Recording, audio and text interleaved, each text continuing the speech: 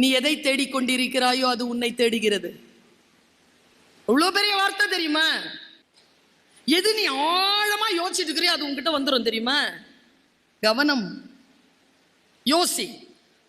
எத்தனை பேருக்கு இங்க கார் ஓட்டணும்னு ஆசை? சும்மா கை தூக்கு. பிரபஞ்சம் கேட்டுக்கொண்டிருக்கிறது. கார் கார் ஒருத்தர் 2 கையையும் தூக்குறான், அவ்வளவு ஆசை அவனுக்கு.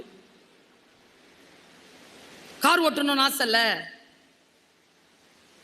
காரை வந்து ஒரு 80-90ல ஒரு அவுடி கார் சார், நல்ல டால்பி சவுண்டோட மியூசிக் ஓட்டிட்டு தனியா கிடைச்சிருது தெரியுமா? ஆனா எங்க பிரச்சனைனா, யார் கார அப்படின்னு யோசிக்கிறது இல்லை. நிறைய பேர் டிரைவர் ஆயிடுறோம்.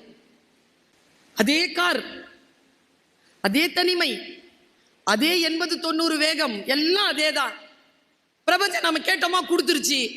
ஏன் கார, ஏன் சொந்த சம்பாத்தியத்தில் வாங்கின காரை ஓட்டிட்டு ஏன் போர்ட்டிகோல நான் வந்து நிற்கணும், ஸ்டேரிங் இப்படி இருக்கணும், என் கேபின் இப்படி இருக்கணும், நான் உள்ள வந்தா இப்படி இருக்கணும். நீ உனக்கு கிடைக்குதா இல்லையான்னு பாரு. நான் நினைக்கிறேன் எனக்கு கிடைக்கிறது. உலக தமிழ் சங்கத்திற்கு வந்து பார் என் அறையை. ஸ்டூல்ல தானே உட்கார்ந்து இருந்தேன், கிரவுண்ட்ல. வந்து பார். தமிழ்நாடு முதலமைச்சர் அவர்களும் பெரியவர்களும் இவள் இதற்கு தகுதியானவர்கள் என்று எடுத்து என்னை அங்கே உட்கார வைத்திருக்கிறார்கள். ஏன் தெரியுமா?